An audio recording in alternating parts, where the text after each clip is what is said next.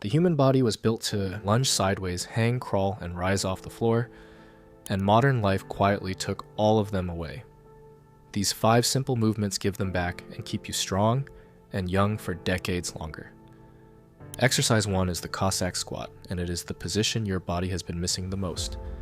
If you sit in a chair for 8 to 10 hours a day, your hips and ankles slowly forget how to move in every direction except straight ahead. Your body shapes itself around what you ask of it, and you have spent years asking it to fold into a chair. Give it only that, and it slowly lets go of every other way to bend.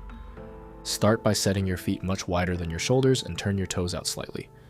Shift all of your weight onto one leg and bend that knee deeply, while the opposite leg stretches straight out to the side with the foot flexed and the heel resting on the floor.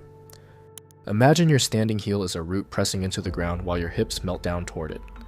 Let the bent knee travel out over your toes and keep your chest tall and open. Sink as low as you comfortably can on that side, then shift your weight smoothly across the floor and rise into the same shape on the other leg. Breathe slowly and let each exhale settle you a little deeper. Most people feel this first in their inner thighs and the ankle of the bent leg. If your first attempt feels stiff and wobbly, that is completely normal for a body coming out of years in chairs. If your heel lifts or you feel like you are tipping backward, roll up a towel and place it under the heel of the bent leg. That is completely fine. You are still opening the same joints, and the towel meets your body where it is today. You can also hold a door frame or a counter and let it carry some of your weight as you shift from side to side. Once you can settle into each side for a few slow breaths without support, try letting go and bouncing on your own. That is when your hips really start to change. An inch lower each week adds up faster than you expect. Why does all of this matter so much? Shifting deep into a Cossack squat restores motion to your ankles, hips, inner thighs, and lower back at the same time. It gently lengthens your lower spine and wakes up the glutes, the large muscles of your backside that keep you upright. It also takes pressure off your knees because the joint relearns its full range of motion, in a direction it almost never travels anymore. Your hips, knees, and ankles all share the work, so no single joint takes the strain. Many people notice their lower back and inner thighs feel looser within a few sessions. This range shows up everywhere once you have it. Stepping over a low fence and getting in and out of the car feel easy. Reaching sideways to pick something up off the ground stops feeling like a chore. The Cossack squat is the foundation that makes the rest of these movements possible. In much of the world, people still squat low and shift across uneven ground well into their 80s. Their hips stay open because they never stop moving through every angle of them. Today might be your starting point, and a month of practice will feel like a different body. Now that you have your hips moving freely again, it is time to teach your body how to bend with control. Exercise 2 is the hip hinge, and bending is one of the most common ways people hurt their backs. Almost nobody trains for it. Every time you round your back to lift something off the floor, you load the soft cushions in your lower spine. Those cushions cannot carry that bend for long.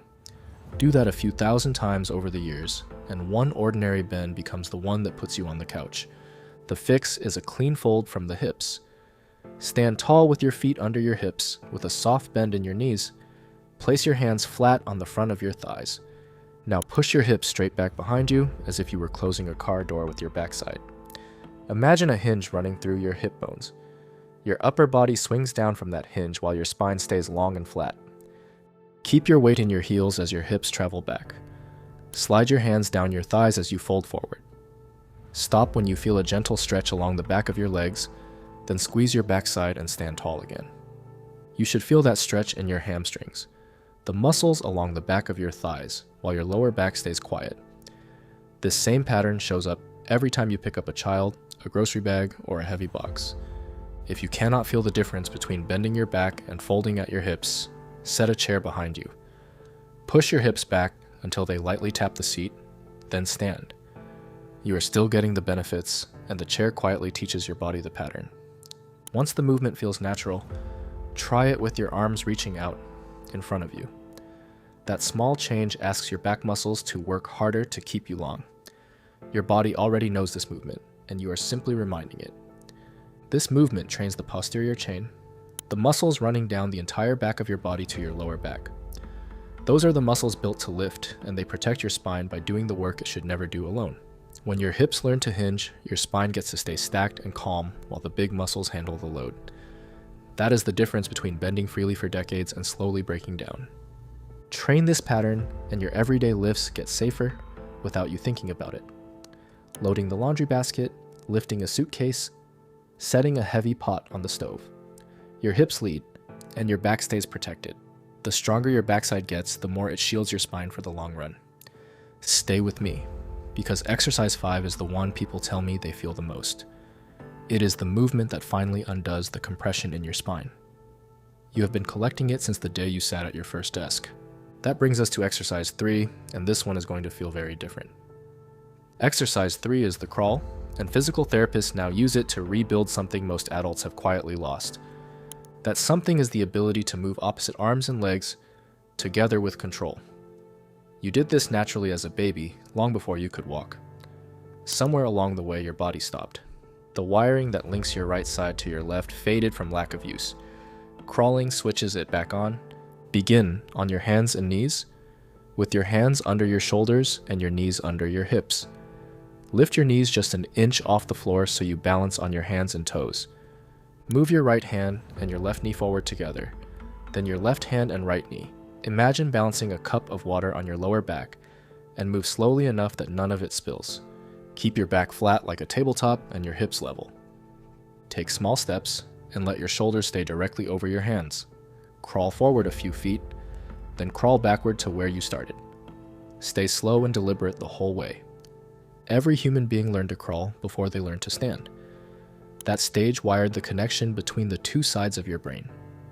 Moving opposite limbs together forces your core, the deep muscles wrapping your midsection, to hold your spine steady while everything else moves. It rebuilds coordination, shoulder stability, and balance in one quiet movement. The same cross-body pattern fires when you walk and when you reach across your body.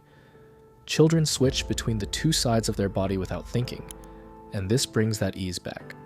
Your shoulders also learn to carry your upper weight, which builds the kind of strength that keeps them healthy for years. There is something settling about moving on all fours.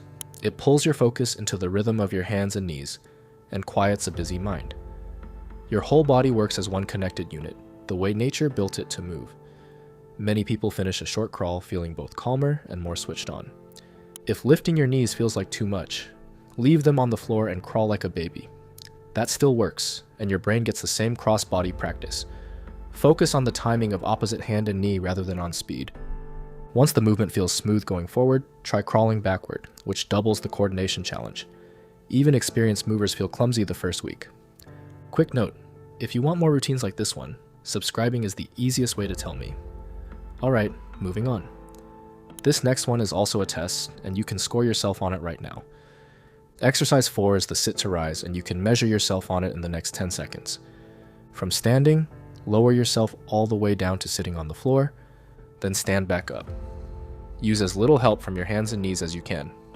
Try it right now and notice what your body reaches for. Did you plant a hand or push off a knee? However it went, that is honest information about where your body is today. Remember when getting down to the floor and back up again was something you never thought about. As a kid, you dropped to the ground and bounced back up 100 times a day. That ability fades silently, one small avoidance at a time, until you are reaching for the furniture just to stand. To practice it, cross one ankle loosely in front of the other and lower down with control. Let your hands hover near the floor for balance. Imagine moving through the center of a narrow doorway, keeping every part of you compact and close to your middle. Move slowly and let your muscles do the work on every inch. Once you are seated, plant your feet and stand back up as smoothly as you can. If you need one hand on the floor or one knee down to rise, use it. All of that counts, and you can give up 1 point of support every couple of weeks. Start by getting down and up any way you can, then slowly clean up the path. If you can only lower halfway with control today, that half is real progress. Researchers followed thousands of adults for over a decade and found a striking pattern. The people who could get down to the floor and back up without their hands lived the longest. The movement is such a strong signal because it measures your strength, balance, and flexibility in a single motion. Those are the exact qualities that keep you upright as you age. Every time you practice it, you teach your body to catch itself. That is what keeps a stumble from becoming a fall. Getting up off the ground on your own is one of the truest signs of a capable body. This is the movement that keeps you independent as the years go by. Trust your body on the floor, and a whole world stays open to you. You sit down to play a board game, stretch out on the rug, or get down to fix something low. Then you rise on your own, smooth and sure. Alright, now it is time for exercise 5. This is the one I mentioned earlier. Exercise 5 is the dead hang, and it is the movement your body craves the most, that rounded forward shape your shoulders fall into. By the end of the day comes from muscles you have stopped using. It has nothing to do with getting older. Your shoulders are built to reach overhead and carry your weight, and most of us never ask them to anymore. Hanging is how you remind them what they are for. Find a sturdy bar overhead, a pull-up bar, a solid beam, or a low tree branch. Reach up and take hold with both hands a little wider than your shoulders. Let your feet leave the ground and allow your whole body to hang long and loose. Imagine your body as a vine drooping from a branch, heavy and completely relaxed. Let your shoulders rise gently toward your ears as gravity pulls the rest of you down. Keep a soft bend in your elbows and let your breath stay slow and even. If holding your full weight is too much right now, keep your feet on a chair or a low step. Let them carry as much as you need. That is your starting line, and even a supported hang stretches everything that sitting compresses. Begin with 10 or 15 seconds and add a few more each week. On day 1, a short hang is plenty, and your body builds this faster than you think. Once you can hang comfortably for 30 seconds, try gently drawing your shoulder blades down and back. That small pull builds real strength around the whole shoulder. There is a reason this one feels so good.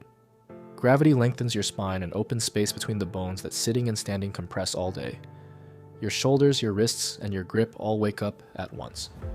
Our distant ancestors had shoulders built for hanging and swinging through trees, and that architecture is still inside you. That long pull through your spine releases tension you have carried since morning. Your forearms and wrists, which spend all day frozen over a keyboard, finally get to work through their full range. Hang regularly, and your posture starts to reset on its own. The relief often lasts well past the moment you step down. The grip you build here matters more than almost anything else you train. Researchers studied nearly 140,000 people across the world. They found that grip strength predicted early death better than blood pressure did. A strong grip is what lets you carry your own bags and open your own jars as the years add up. Hanging asks for almost nothing and rewards your whole upper body. Every time you hang, you train one of the clearest signals of a long and capable life. Most people feel taller and looser the moment they let go. So here is the whole thing put together, a routine I call the Built to Move reset. Flow through 5 slow Cossack squats per side. Flow through 10 slow hip hinges. Crawl forward and back for 30 seconds. Practice 3 to 5 sit to rises. Then finish by hanging for 30 seconds. That is about 5 minutes of movement, and you can do every piece of it with no equipment. Aim for daily if you can, and 4 or 5 times a week at the very least. Pick a moment that already happens every day, like right after you wake up, and attach the routine to it. Treat it as the few minutes you give your future self every morning. The slower you move and the longer you hold, the deeper these movements reach. Give this a week, and you will notice the small things first. The floor feels a little closer, standing up takes a little less effort, and your shoulders sit a little lower. By the second week, shifting side to side in the Cossack squat stops feeling like a fight and starts feeling like rest. By the third week, crawling starts to feel playful, and the hang becomes something you look forward to. Within a month, you reach down to tie your shoes and realize you never braced for it. These are the quiet abilities that decide how independent and capable you stay for the next 30 years. Consistency is what turns these 5 movements into a body that feels years younger.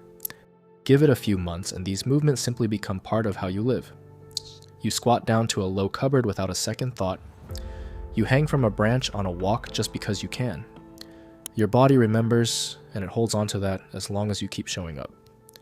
These movements protect the simple freedoms that make a life feel like your own. You reach the top shelf without a thought. You lower to the floor and rise again, and you carry the groceries in from the car in one trip. Hold on to these movements and you hold on to far more than mobility. If someone you love grabs the furniture every time they get up off the floor, send them this video. It might be the thing that helps their body remember what it was always built to do.